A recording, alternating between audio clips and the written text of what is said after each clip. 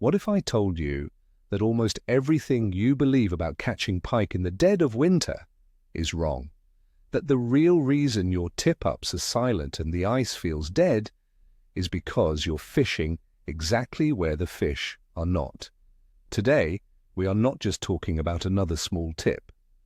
We are exposing the biggest, most guarded secret of pike behavior during that brutal midwinter slump. I'm going to show you the one fundamental misunderstanding that keeps 90% of anglers from catching big, aggressive pike when the ice is thickest. And trust me, it has nothing to do with your bait, your lure, or how flashy your gear is.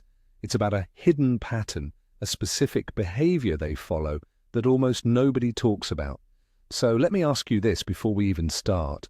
Do you believe big pike just stop eating in January and February? Drop a comment right now. I'm really curious to see who we can convert by the end of this video. We all know that feeling. The initial excitement of first ice is a distant memory. The days are short, the cold bites deep, and the fish seem to have completely vanished. You drill hole after hole in the same proven spots, the ones you read about in magazines or heard about at the bait shop. For generations, the accepted wisdom for the dead of winter has been simple: go deep. Find the main lake basin, the steepest drop-off, the deepest hole you can find, and set up camp. Drop a big shiner down there and just wait. And you wait some more. On the surface, it makes perfect sense. The water is brutally cold, the fish's metabolism has slowed to a crawl, so they must be conserving energy in the most stable deep water they can find. This idea has been passed down from our fathers and their fathers before them. It's the safe, logical play.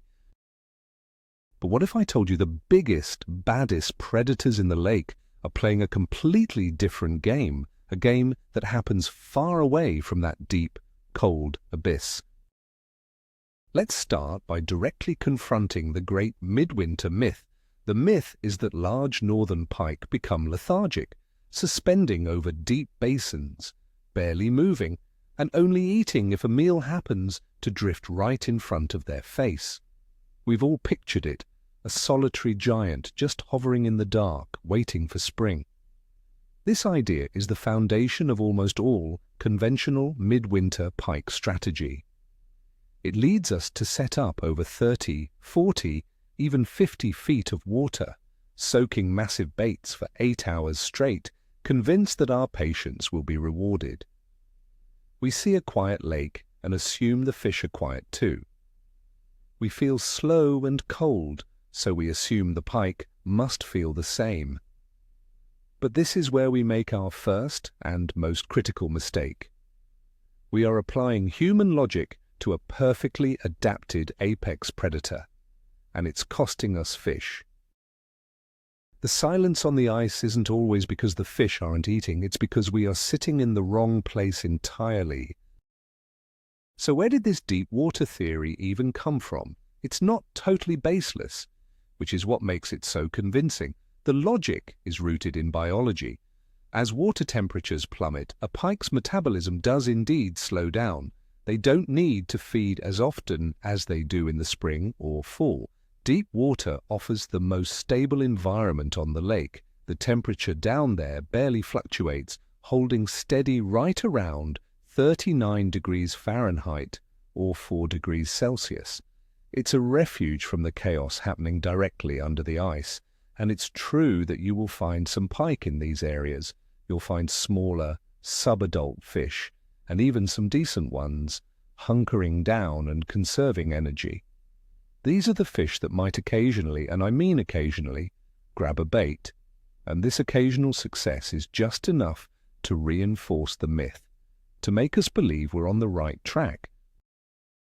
We catch one decent fish in 30 feet of water and we tell ourselves, see, it works.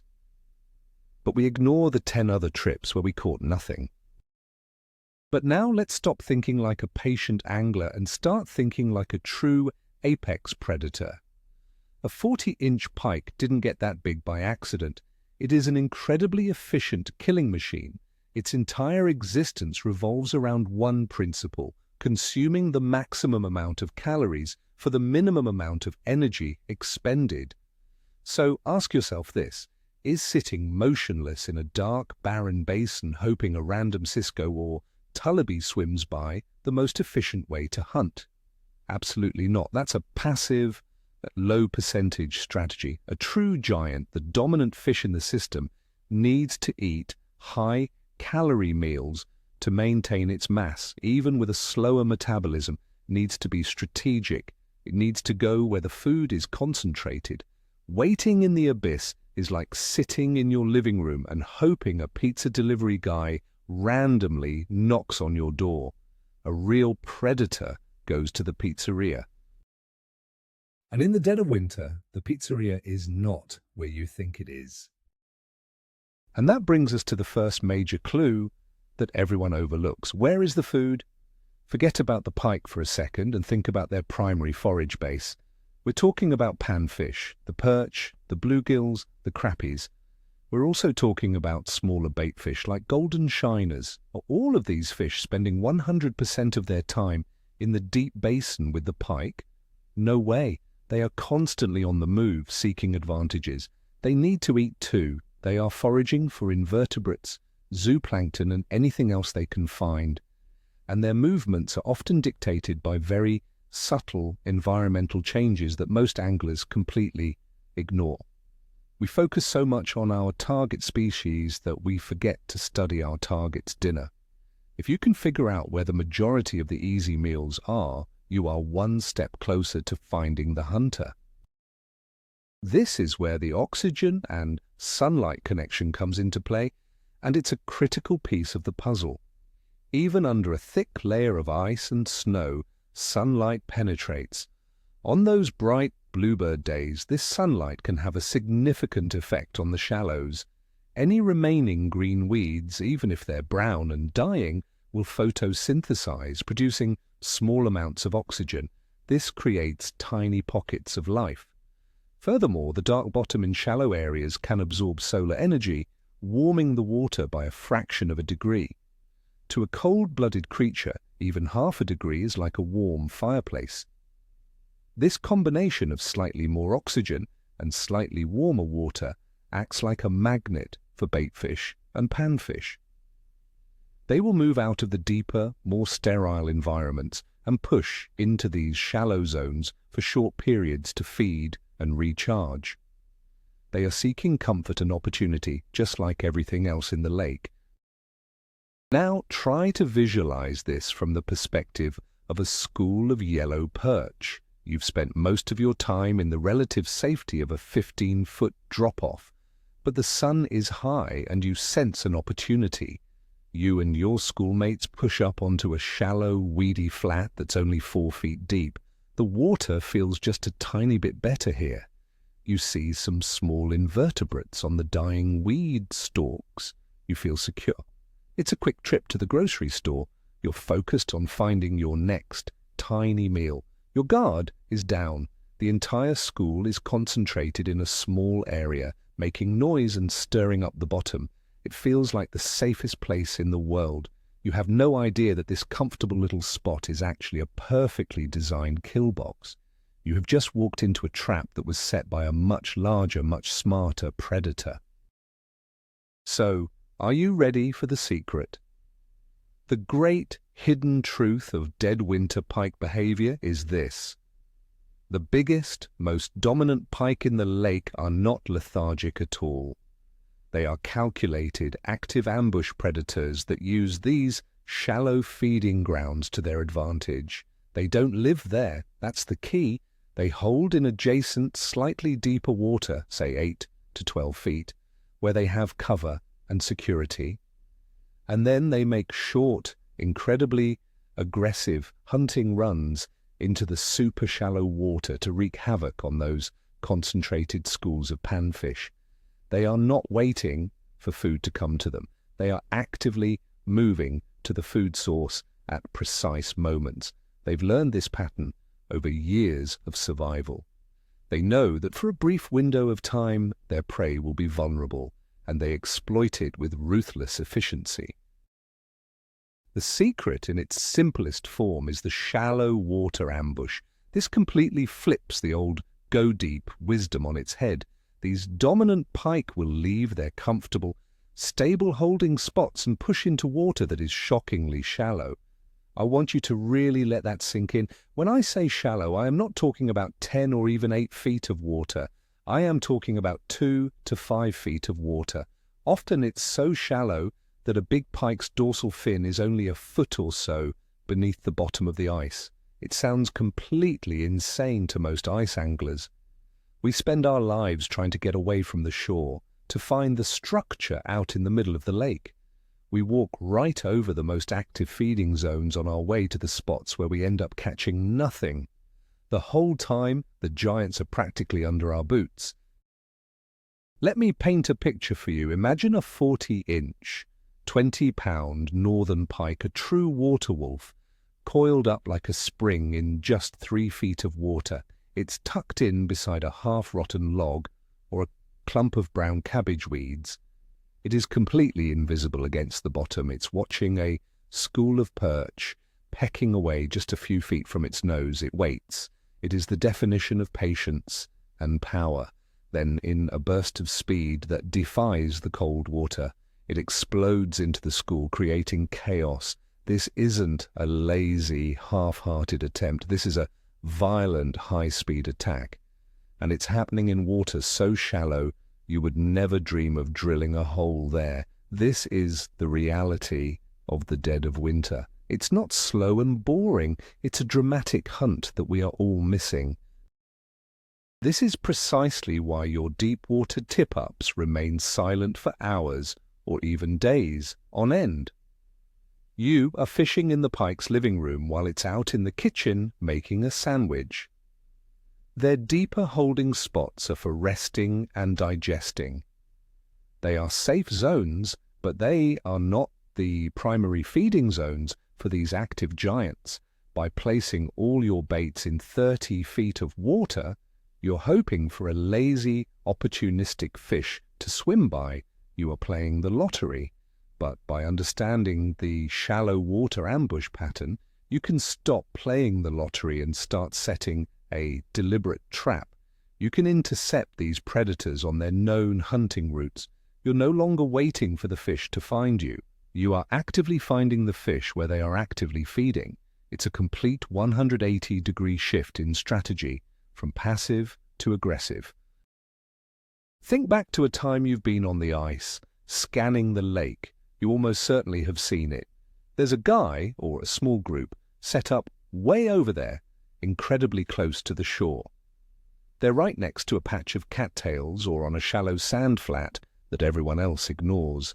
And you probably thought to yourself, look at those rookies. They don't know what they're doing. The real fish are out here in the deep.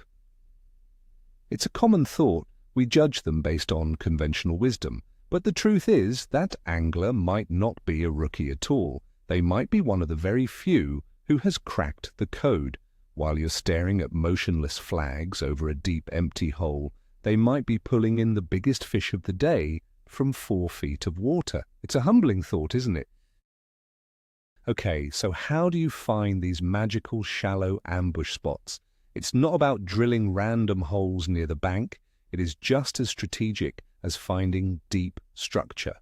You need to look for transition areas. The absolute best spots are inside weed lines. Find the edge where the shallow weeds end and the first drop-off begins. Pike will use this edge as a highway. Another killer spot is a long tapering point that extends from the shore out into the main lake. Panfish love to school on these points, and pike will use them as a natural funnel to corner their prey. Saddles between an island and the shoreline are also fantastic. These are natural pinch points that concentrate both baitfish and predators. You can find these spots using a lake map app on your phone before you even drill a single hole. Look for the sharpest contours right next to a large, shallow flat. Think of these locations as predator highways. A big pike isn't going to sit exposed in 2 feet of water all day long. That's too risky and inefficient. Instead, it will use a nearby piece of cover in slightly deeper water, maybe a rock pile or a deep weed edge in 8 to 12 feet. as its staging area. From this safe vantage point, it can watch the shallows. It can see the schools of panfish moving in. When the time is right, it uses that transition line, that weed edge or drop-off, as a concealed path to rocket into the shallows, attack, and then retreat back to the safety of its staging area. Your job as an angler is to place your bait directly on that highway, right between the living room and the kitchen. You are setting up an interception and chum. Now let's talk about timing, because this is just as crucial as location. This shallow water ambush is not an all-day event. That's another reason people miss it. They try a shallow spot for an hour in the middle of the day, get no bites, and then retreat to their deep holes, convinced it was a waste of time. These are short, intense feeding windows. The two most predictable times are the first hour of daylight in the morning and the last hour of daylight in the afternoon. These low-light periods give the pike a massive predatory advantage. Their eyesight is far superior to that of panfish in low light. They can approach unseen and strike with near-perfect accuracy. There can also be a brief midday window, especially on those bright sunny days we talked about, when the panfish are most active in the shallows. This pattern perfectly explains one of the most common and frustrating experiences in ice fishing. Have you ever sat for 6 hours with absolutely nothing happening, and then, out of nowhere, you get a screaming flag, you catch a nice fish, and then nothing again for the rest of the day? Most people chalk that up to luck. A random fish just happened to be wandering by, they say. But it wasn't random at all. You didn't get lucky. What likely happened is that your deep set was just close enough to a shallow feeding route that you managed to intercept a single pike as it was moving in or out of the shallows during one of those brief feeding windows. You caught one fish from the entire hunting party. Imagine how many you could have caught if all of your tip-ups were positioned correctly right on that shallow flat. This new strategy also requires a change in your bait presentation. The old method tells you to use the biggest, most active live sucker or shiner you can find. The thinking is that all that motion will attract a sluggish pike from a distance. But in 2 to 4 feet of clear water, a giant, frantic baitfish can do more harm than good. It looks unnatural and can actually spook a wary, trophy-class pike that is cautiously approaching. That big fish knows that healthy baitfish don't act that way. It can signal danger. In the super clear, quiet world of shallow water under the ice, subtlety is often more effective than spectacle. You have to change your bait to match the environment you are now fishing in. So here is the new approach. Instead of a massive live bait, try a medium-sized golden shiner, or even better, a large dead bait like a Cisco or sucker. Rig it on a quick strike rig and lay it right on the bottom. Why dead bait? Because in the dead of winter, fish kills are common. A dead fish lying on the bottom looks like a natural, zero-effort meal. It's a calorie-rich, easy snack that won't spook a cautious predator. A big pike moving into the shallows will see that dead bait as an easy target of opportunity. Doesn't have to waste any energy chasing it. Can just swim over, pick it up, and leave. This subtle, natural presentation is often the key to tricking the smartest, oldest fish in the lake when you're fishing in their backyard. Let's walk through a practical scenario of how you would apply this. You get to the lake and you have 5 tip-ups. The old you would have drilled a straight line of holes from 15 feet of water out to 40 feet. But the new you does something different. You look at your map and you find a large, shallow flat, maybe 4 to 6 feet deep, that is right next to a sharp drop-off into 20 feet. Instead of going deep, you set 3 of your 5 tip-ups on that shallow flat. One right in the middle of the weeds in 4 feet of water, another on the inside weed edge, and the third on the outside weed edge, right where it starts to drop off. You are now covering the entire feeding zone with a wall of bait. What about your other two tip-ups? You can use those as your control group, your scientific experiment. Place those two out over the deeper water, on the drop-off, or in the basin, just like you always have. Now you can directly test the theory. I am willing to bet my best auger that over the course of the day, your 3 shallow sets will see all the action. You will be shocked. The flags that go up won't be lazy, slow takedowns. They will be violent, screaming runs from aggressive fish that came into that shallow zone with one purpose: to hunt. You are no longer just fishing. You are now actively intercepting the hunter on its chosen path, and that changes the game completely. So when you boil it all down, the great secret isn't a magic lure or a secret color, it's a complete and total shift in your mindset. It's about breaking free from decades of dogma that has taught us to be passive and patient. Stop thinking of big winter pike as lazy, lethargic, deep-water slugs that barely eat. That is how the small, uneducated fish behave. Instead, start thinking of them as they truly are: highly efficient, incredibly adapted, shallow water assassins. They are active, they are hunting, they are predictable. And once you accept that, once you start targeting them where they hunt instead of where they sleep, the dead of winter will no longer be a slump. It will become your favorite time to be on the ice. So let's put this all together. The biggest lie we have been told for decades is that big winter pike go deep and simply stop eating. It's an easy excuse for a tough day of fishing.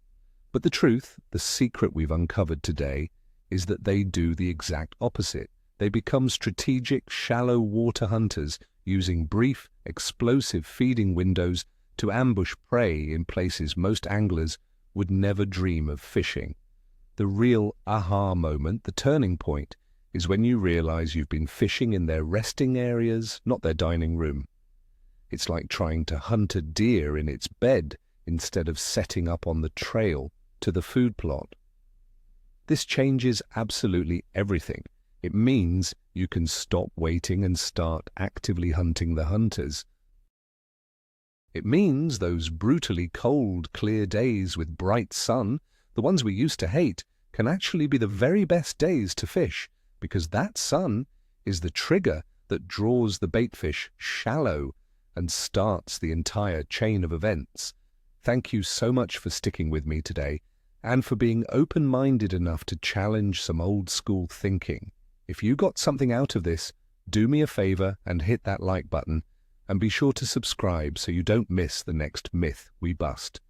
And now for the real question, the one I want to see you answer in the comments below. After hearing this, are you brave enough to pull up your tip-ups from 30 feet of water and move them into 3? Let me know your plan.